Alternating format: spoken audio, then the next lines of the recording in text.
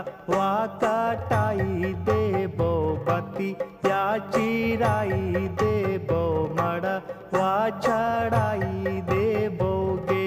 बेटी मड़वा में फूलवा सजाई देबो झालर लगाई देबो बेदी या बनाई देबोगे।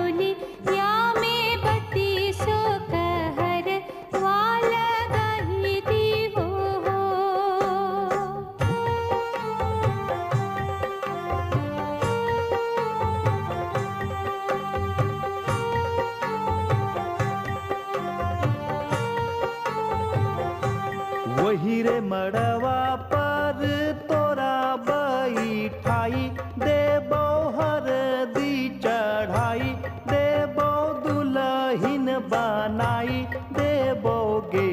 बेटी चांद नगरी या से दुल्हा मंगाई तोरा बियाही देबोगे। बेटी सोने केरा डोली या मैं बत्ती सो कहर वाला गाई देबोगे।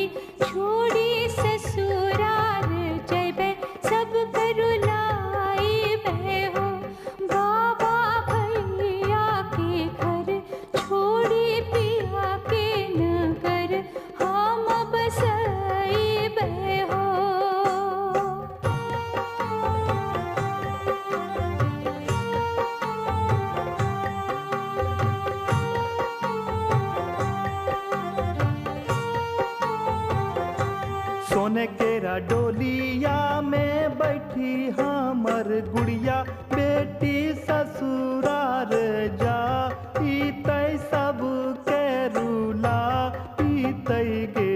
बेटी बाबुल के घर छोड़ी पिया के नगर एक दिन जाई तय गे।